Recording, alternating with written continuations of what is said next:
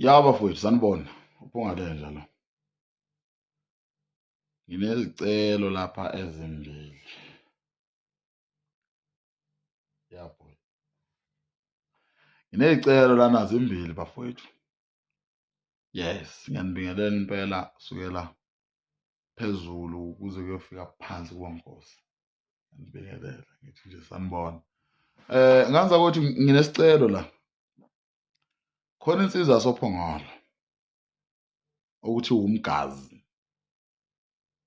Le ndoda lenenkinga ayiboni. Angeke ngisho ukuthi inenkinga, anankinga kodwa akaboni. Uyabona ublind. Hayi bafana bakithi umsebenzi wakusihamba wafinyelela kuthina ophungalenja. Abantu abanobubele nesineke. Ukhona kuzo zonke indawo, YouTube, yonke lento ukhona umsebenzi wayo. Le ndoda iyacula le. Bafowethu ngicela nje support. Lo muntu ucule enye ingoma ngizonizwisa yona. Isithombe sayo nje nasi lapha phezulu. Isihloko sithi abangani. Mgazi, abangani, igama umgazi. Isihloko sithi abangani. Isihloko sengoma.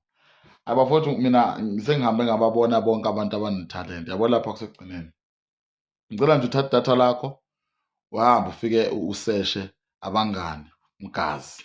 Abangani kuno I ekugcineni. Abangani, mgazi. Bese uyangitshela ukuthi uzweni and ufundeni.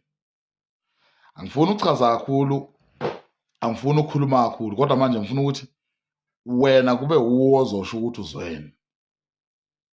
Ufundeni emsebenzini waloyo muntu. Yayibona into leyo. Ngiqeda ukuyilalela njengamanje, namanje nje ngiyiphozile ngoba phela le video ngifuna uyifaka la ku-YouTube. Angifuni baze bayimute bethi ingoma isinomnikazi, kodwa ngisacela nje nayi i-artwork lapha phezulu ngicela ukuthi uyithathe uyiseshe ulalele le ngoma bese ungitshela ukuthi uzweni. Ungakwenza lokho naye inamba yami lapha escreenini ngicela ungisendele i-screenshot khona into engifuna ukuyibona. Ngani zakwethu mina angazi ukuthi eSouth Africa abantu banamathalente kangaka. Lo muntu bafowethu ukwazi ngisho ukufunda ukutype kodwa akaboni phela, akaboni. Ukwazi ukufunda ukutype, usebenzisa WhatsApp, yonke lento uyayenza. Kodwa ngeke ngikhulume kakhulu, ngifuna mina uthathe isikhathi sakho uye lapha ufike useshe mgazi, abangani. Bese uyangitshela ukuthi uzweni, ufundeni, uboneni. Sendele i-screenshot manje, please.